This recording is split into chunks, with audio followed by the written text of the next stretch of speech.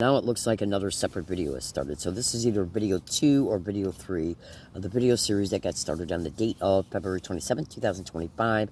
My name is Leslie Williams. I live in San Diego, California. I am a targeted individual.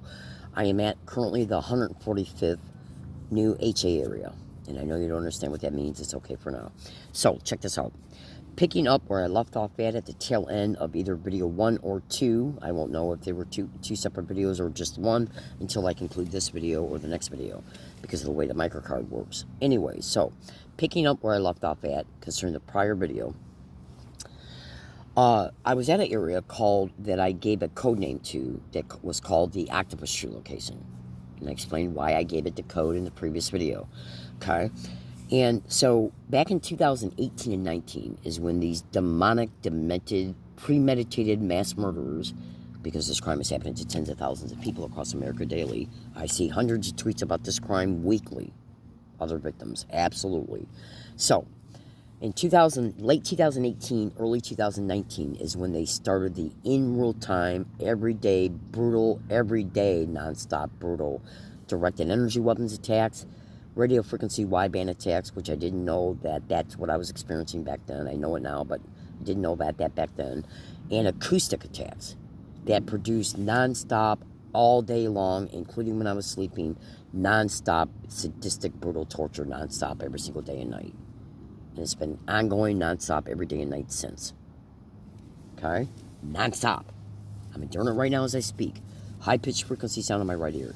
Absolutely. Now, I want you to listen to me. So, let me give you an example about something. Let's say you're an older person living in, because you're low income and you're a low person, you're living in a bad neighborhood. So let's say you got an old woman living in a bad neighborhood, and she's low income, she can't move out, she don't have no family to depend on or whatever, okay, and she has been robbed at least 4 times as a result of her sitting on her back porch, okay? So, what that ended up doing was creating normal post-traumatic stress. Now, what do I mean by that? After being robbed, brutally robbed, on these 4 occasions of her sitting on her back porch, every time in the future when she goes to sit on her back porch, her brain is going to spit back to her memory references of each one of these prior brutal 4 attacks. Now, she wants to go sit outside on her back porch because she can't afford the everyday use of an air conditioner. Okay? And she wants to enjoy the environment, too, of her backyard. So every time she goes to approach that front door, her brain is going to spit back to her at least vague visual imagery of 1 or more of these attacks. Seeing the perpetrator come towards her, what she looked like in the mirror after she suffered each attack. And so her body is going to react to it. Because, yes, our body itself stores physical trauma. It stores electrophysiological signals of apprehension. Your stomach muscles will start to contract. You'll start to breathe fast. Just like a domestic violence person, when they're approaching their front door, when they're going back into their home that their domestic abuser is in, that victim has suffered hundreds of attacks by their domestic abuser. And so that victim knows that all these attacks occurred in this home.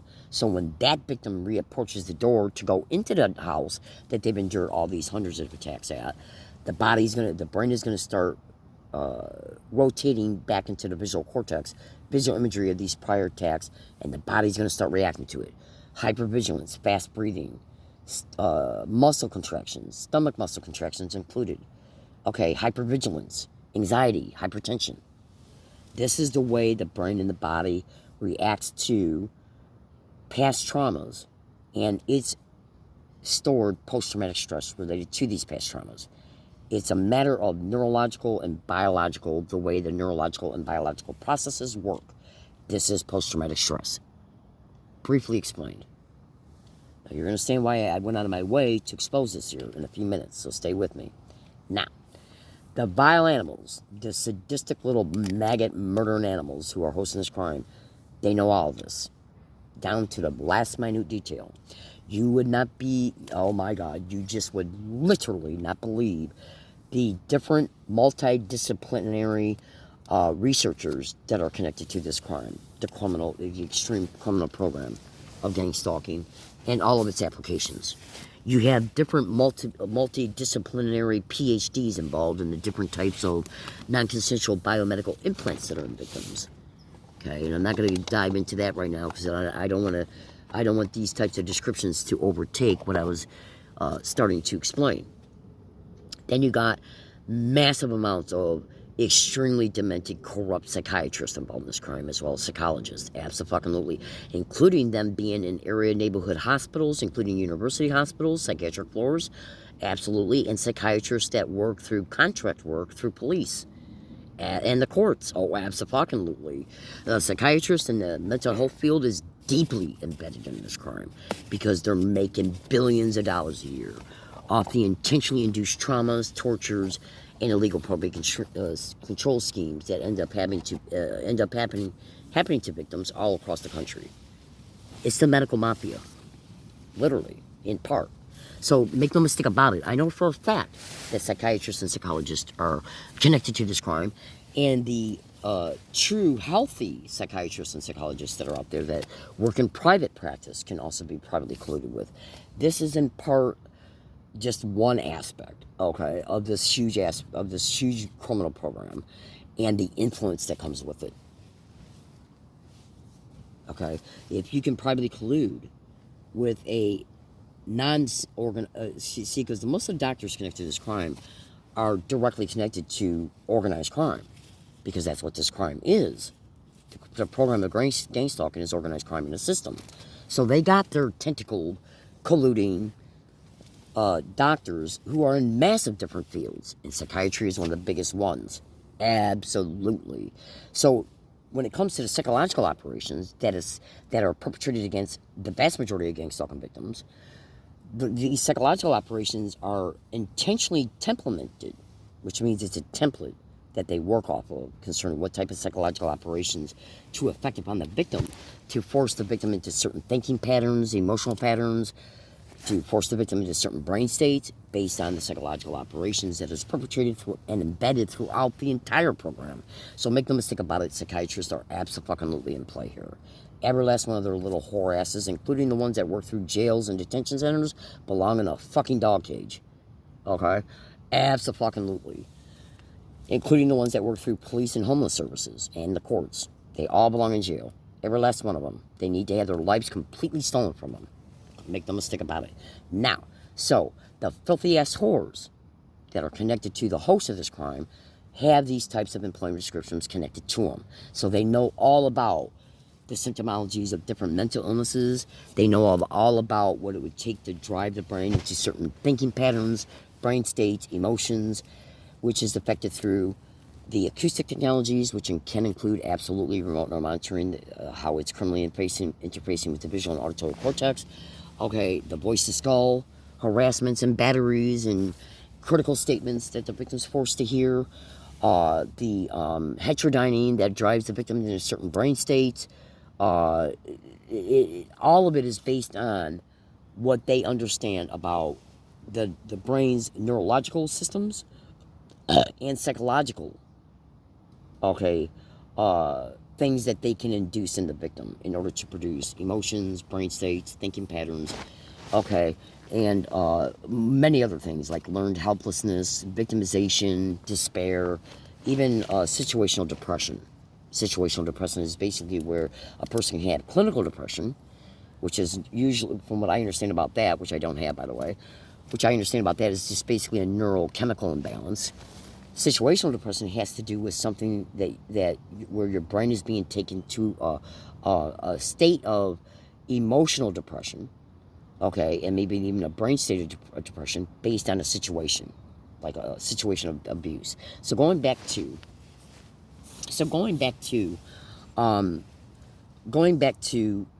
the Octopus Tree location, back in 2018 and 19, I was staying in a tent at the Octopus Tree location by myself, and everybody needs to know I do not do any type whatsoever of illegal narcotics whatsoever. I take allergy medicine, an occasional aspirin, and cough syrup when needed for colds and sinus problems. Okay, I do not drink alcohol in any way, shape, or form. I think there might be a little bit of alcohol in my cough syrup, but other than that, no alcohol whatsoever. I'm not involved in any illegal or criminal activity except for trespassing when it comes to camping, which I'm forced to do as a direct result of the intentional corruption of the police, who refused to investigate me being gang stalking that created the homelessness. Okay? Absolutely. Now, so I'm not involved in any type of illegal or criminal activity whatsoever. I'm not mentally ill in any way, shape, or form. I'm not a threat to myself or others. I do not do drugs, and I do not drink alcohol. So always remember that. Always remember that, because these are literally the type of labels that they will intentionally try to put on gang stalking victims. And you should also know that this is a crime that will tamper with your food, water, beverages, left at your home and or camping area. And even food that you buy from the deli at grocery stores. Ain't that nice and convenient? Yeah, baby. Google grocery stores to gang stalking. So anyways, so back in 2018 and 19, when I was staying at the Octopus Shoe location, which I've already described where somewhat physically where it was at. Okay. There was some workers that were doing work in Rose Canyon at the time, because back in 2018 and 19, they were doing some. It was an massive construction work concerning the railroad, because MTS was at the time MTS was building a big, gigantic, vast network of trolleys that were being brought into La Jolla from Old Town and probably other areas. And this big, gigantic, this thing was huge. It went on for at least 2.5 years. Oh, absolutely. I mean, they had roads shut down and everything because of it, all over La Jolla. Well, they also, in order for them to create this type of new transit system, or at least in addition to the current one, they had to also do work in Rose Canyon, because Rose Canyon had railroad tracks in it. And the reason why I know that it was the massive construction project that was being done in Rose Canyon was connected to this new MTS trolley system that they were putting in. It's basically, from what I understand, an extension connected to the current one. And the reason why I know that these truck drivers that were pulling up and parking directly parallel to the hiking area that I was at, the Octopus Shoe location, the reason why I know that they were doing work in Rose Canyon is because I eventually talked to some of them. Now, this construction project was so fucking massive, these trucks would pull up every morning, Monday through Friday, and go and park all the way down Gilman Road. Okay? At least until it reached the last La Jolla Hideaway condominium. Okay? They would park 1 or 2 more trucks past it, and then that would be it. And that's because they ran out of parking spots. So all the way from Interstate 5, if you're going down Gilman Road, going towards Interstate 5, you're going to see an intersection right there. Okay?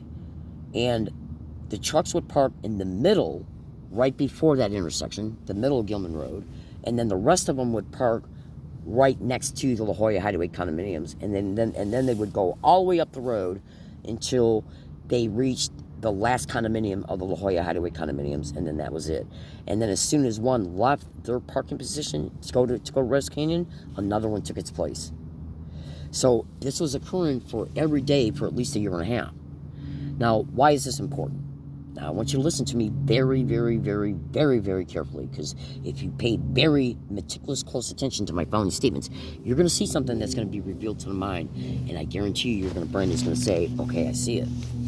Now, when I was staying at that location in the morning, I was making statements in my tape recorder every morning before getting up to leave the area that I'm getting ready to get up in order to leave. And the reason why I got in the habit of doing that was because the crime of gang stalking was literally staging events towards me within less than 3 seconds of me getting up out of my tent. So what I started doing was making predictions and statements in my tape recorder. Okay, I'm getting ready to get up to get outside my tent to leave. Let's see if anything happens. And then I just got in the habit of saying that. Or was the continued vocalizations of that for speech. So I was basically saying it every morning in my tape recorder. Okay, I'm getting ready to get up. Okay? Now bear with me 1 second, because I got to do something here, because I'm sitting on uneven ground. Okay, so I got hundreds and hundreds and hundreds, way over 2,000 audio files. So let me say this before getting up. Way over 2,000. Okay? So, now, let me put my glasses back on. I gotta find them first. Hold on a second. Next, I set them down. And I want you to pay attention to every noise you hear in the environment between my speech, including when I stop talking for a few seconds. Trust me. Just trust me, folks. You'll see what that's all about when you see some soon-to-be-made upcoming videos. Oh, absolutely. And it doesn't matter how long that noise has been in my environment before I stopped talking or before you heard a brief break in my speech. Because this crime, just trust me when I say, folks, oh, absolutely, just trust me. This crime will prop up sounds that have normal appearing excuses for being in the environment for more than 5, 10, 15 seconds. Airplanes, maybe. Sirens. Police sirens included, fire truck sirens. Where the hell did I set my glasses? All right, now hold on. Sorry, I'm not disorganized, but I'm trying to move, so I'm not sitting on uneven ground while at the same time I'm looking for my glasses. So just bear with me a second. Yeah, it can affect the how you know, if you're not sitting on even ground, it can be uncomfortable. All right, so I know they're around here directly somewhere, so I'm gonna have to open up this get some light in here so I can find them. Now, so what? I'll just continue to expose what I was talking about here while I'm looking for them. Now, so when I'm at the Octopus Shoe location, this crime has staged several events over the years. As soon as I got up out of my, the second I got up out of my tent, I get up out of my tent within 3 seconds a staged event is unfolding. Okay? I'm a little... Alright, here they are. I found them. Okay. So, now, what did I type in at Google? When I showed you I think it was at the tail end of the previous video, it might be this one. You can go to Google and type in at Google, what signal does the brain send to the legs when you say, I gotta get up and leave? And then all this information came up. Okay, so you can take a snap screenshot of this. Okay. That's the first one. Here's the second one. And always pay attention to all noises in my environment, no matter how natural they seem, concerning why they're in the environment. Okay? Absolutely. Okay? And you also want to pay attention to this down here. Okay? Especially anything that's got to do with the femoral nerves. And you'll understand that as I continue in this video series. Now, I want you to listen to me very, very, very, very carefully. When I was over at the Octopus Shoe location and these little sick, demonic, demented, sadist animals started attacking me every single day and night at the Octopus Shoe location, and even then they started doing it along my routes. Okay? And still do, by the way. Oh, absolutely. I got hundreds of audio files and captured videos of the technologies being used. So, I'm at the Octopus Shoe location, and every morning, and I did this at the other locations I ended up moving to, and then back to the Octopus. So I moved to the Octopus Shoe location, then I moved away from it, then I moved back to it, then I moved away from it, then I moved back to it again several times. So I got hundreds and hundreds and hundreds and hundreds of audio files showing me state this at pretty much all hiking areas since at least 2019, at least. Okay? But so right now we're talking about the Octopus Shoe location. So I would make statements in my tape recorder. So I want you to take a look at something. Do you see this right here? This is my tent door. And even though back then I had a different type of tent, but this concept is still the same. So when you make a statement in your tape recorder, I'm getting ready to get up so I can leave.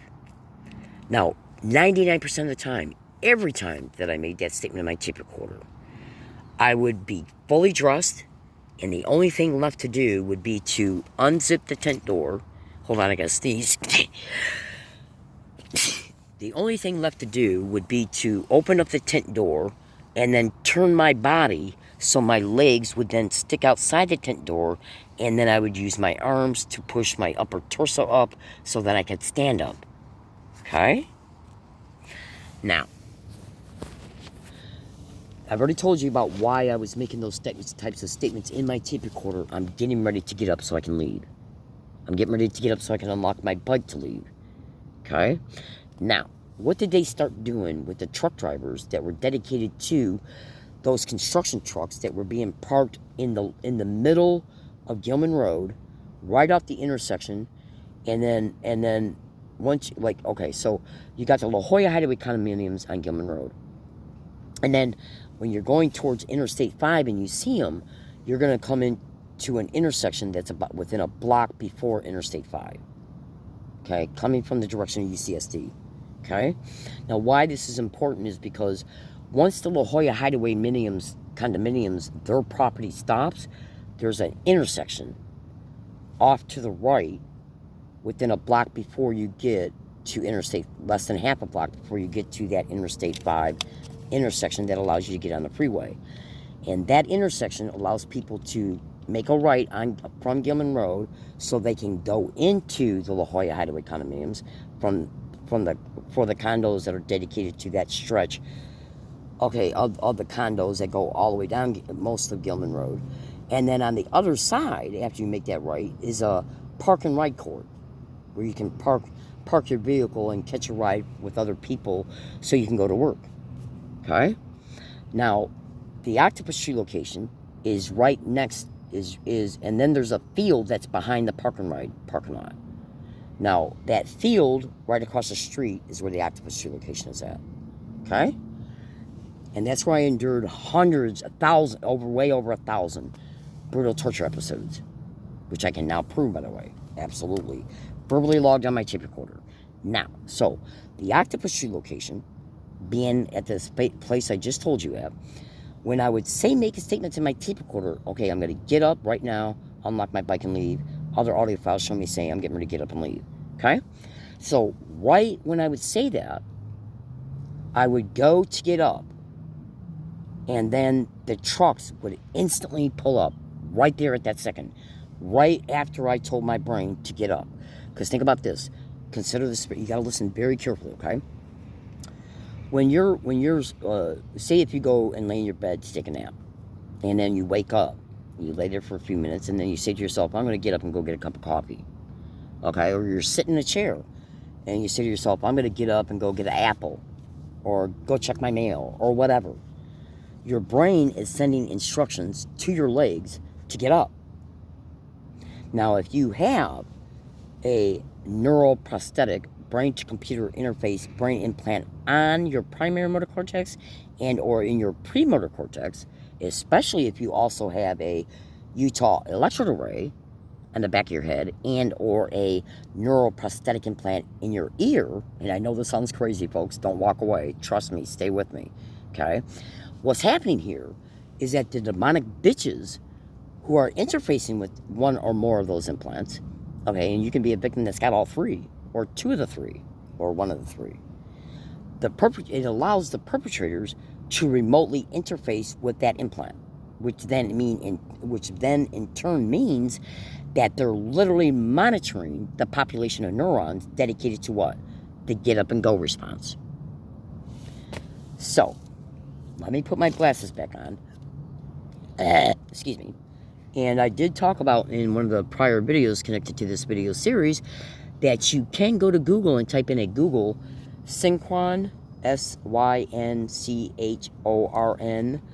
Stentrode, brain-to-computer interface, jugular vein implant, which, by the way, when you extensively research that at Google and YouTube, you're going to see that they not only put that type of implant in your brain, but it also interfaces with your nasal system and your jugular vein, as well as your brain. Now, I'm not implicating them, and then you also need to do massive research into the Utah electrode array, and you also need to do massive research concerning the different types of neuroprosthetic implants that can be put in the ear, not to assist in hearing. Okay, you're going to understand this as you stay with this video series because I'm going to be showing you massive stuff. Oh, absolutely. Now, hold on one second. Okay, so... So, if you, I'm going into my gallery right now to show you a picture of something, and while I'm looking for it, I'll just continue to talk. So, so I'll find that here in a second, but right now, what you want to pay attention to is that when you say in your brain, internally, verbally, auditorily, I'm going to get up to leave, what's happening here is that the motor neurons in your primary motor cortex is what is attached to sending the signals to your central nervous system, then to your muscles, so your muscles will contract, and then your body goes into the position and the movement of getting up so you can leave. Now, those neurons that are firing in the primary motor cortex are set to identical limb movements. And you can Google that too, the features and functions of the primary motor cortex. Which means that there's literally dedicated identical neurons and brain waves connected to those neurons that are responsible for specific types of identical limb movement. Like the identical limb movement that you make when you're turning your car vehicle steering wheel right when you're at an intersection that you take that's right by your home, so as you're going home, and at an intersection that you got to make when you got to make a right to go to work every day. That identical limb movement is dedicated to, or when you pick up your hand to put a cigarette in your mouth, or when you lift up your hand to take a drink of coffee, water, tea, juice, whatever. That movement is an identical limb movement, which is connected to created and entrained brain wave, and on that brain wave is that dedicated population of neurons dedicated to that. So at any time when you say, I'm going to drink my coffee, and you reach for it, there's a population of neurons that's dedicated to a already created and entrained brain wave, okay, that's responsible for that type of limb movement. Okay? So there is a brain wave that has a dedicated identical set of dedicated population of neurons dedicated to, in the primary motor cortex, that's dedicated to you physically getting up to then walk to then leave. Okay? Already hardwired in your brain, and these types of brain implants can identify that brain entrained neural pathway that has those neurons on it and the neurons themselves. Now, let's say that needed to be explained to you. Okay? You're gonna see all this here in a minute. Now, let's say that you're a crime victim. Let's say you're a crime victim, and the crime itself is saying to itself, well, we got this population of neurons choreographed through remote neural monitoring, and it's interfacing with the brain implant that allows this type of data, neuron data, to be identified by them remotely, because that brain implant literally has an antenna. Literally. And if they're also identifying that population of neurons through a neuroprosthetic that's put in the ear and or the Utah electrical array, or a combination of all three, that's another way that they're harvesting, identifying, choreographing, and harvesting that neural pathway that holds the population of neurons on it, because a neural pathway emits a potentiated frequency output from it. And so when they see that auditorial command, I'm going to get up, and then you get up, that population neuron fires, and they're able to identify it. Okay? Including the potentiated frequency output from the brainwave itself that holds them. Now, hold on a second. Let me bring something up here. Oh, absolutely. That's the reason why the brain implant is put there to begin with. Okay. Now, so let's say that you have said in your tape recorder on over 1,000 dates, I'm getting ready to get up to check my solar panels that are charging my phone chargers. I'm getting ready to get up to leave. Every single time that you made that type of internal auditorial statement. See, because what can be working in concert with this is auditorial implants. Now, this is where it starts to get into what wideband is. Wireless body area of networked integrated implants, where the implants are all working together. Okay? So you can be a victim of this crime and have up to 8 different auditorial implants in you. 2 of them can be just for functional electrical stimulation and its stimulation of the central nervous system. Okay, and the other ones can be for auditorial purposes. So let me show you this printout right here. Okay. Try and zoom in so you can clearly see it. Okay, take a snap screenshot of that. And what I'll do when I upload this video is I'll attach a Twitter link in the description of this YouTube video, so you can see so that you can bring the tweet up, and it's got the photo in it of it, so you can see it. so that way you can read all the text and everything. Now, this particular, this was from an attachment from a website that's no longer active. And here you see a midbrain implant with an antenna lead that goes all the way to the top with a wire that goes along the bottom to a device in the chest. And you can clearly see that it's brain-to-computer interface, which means the computer's sending data to the brain, and it's retrieving information from it. And then the control device in the chest area. Probably something connected either to the heart or the vagus nerve. 3 implants in the spine, 1 in the back of the neck, 1 in the back of the head. And then you got your cochlear ear implant right here.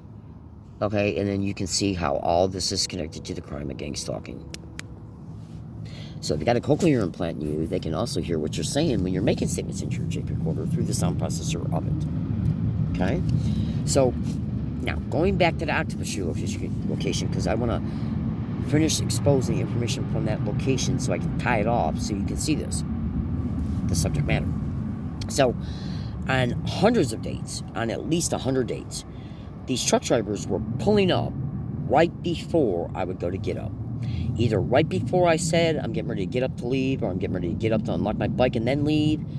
They would pull up right before I would go to make that statement. Okay? Or right after I made the statement, they would pull up. Okay, on some dates, they were already there within a half hour before I made the statement. But think about this. If you got, let me show you something here. If you got these types of islands implants in you, bring up that YouTube video that's in the snap screenshot there, and you'll see a Oxford scientist openly state that these type of implants, if they're in you, it makes you a walking video camera. So, if they're monitoring you through islands implants every single day while you're doing your morning routine, then they're aware of everything you do concerning getting dressed, packing your stuff, and then what do you do after you get dressed and pack? You get up. So, if the host who's interfacing with the implants, who's also the same host who's interfacing with the truck drivers, if they can see you're doing your last thing that you always do before you make that statement or before you get up, then they'll bring the truck drivers in maybe a half hour before you make the statement. Because they're brought in a half hour before you make the statement, 30 seconds before you make the statement, 5 seconds before you make the statement. Doesn't matter how long they were there before you make the statement, they're going to still be there when you go to get up. And sometimes were they being propped up a half hour or maybe more before I would make the statements in order to confuse the issue to me and to a lawyer one day. Because consider this.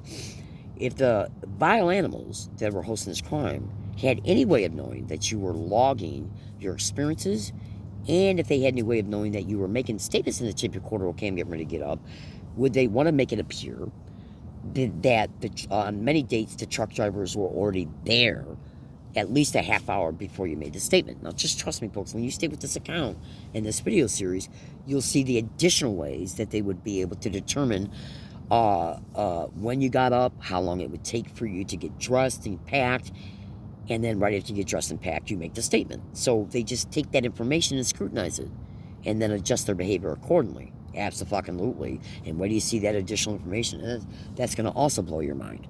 So consider this.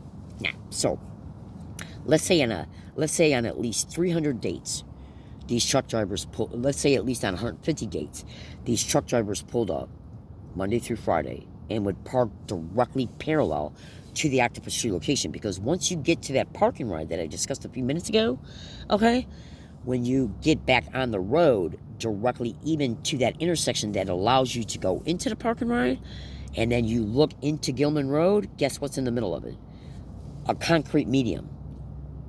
And then right past that end of that concrete medium to the light of the intersection of Interstate 5 on Gilman Road, there's an extra lane that allows trucks to park in the middle of it. Okay? It's not a lane that people drive in or on. It's a lane where it's just a middle lane there that's not in use. And that's where the truck drivers are pulling up directly parallel to where my tent was. While the tent was in the octopus tree location. Now, why is this important? Because on at least 100 dates, I would make statements in my tape recorder. Okay, I'm getting ready to get up, and then within normally, at least generally, when I would make that statement, I would turn my butt with my legs pointing in the direction of the tent door. I then would extend my legs out of the tent door, and then I would take both of my hands and hold them flat on the ground and push my upper body up, and then stand up with my hip and my waist, my legs, my knees, my ankles, my feet, my toes. Okay? So therefore, then I would be getting up. Now, that action is connected to what? A population, a already created population of neurons that's connected to an already created and massively reinforced brainwave in the primary motor cortex concerning that identical movement of getting up. Okay? I know this is taking a while for you to see more, but just bear with me. Okay? So, now.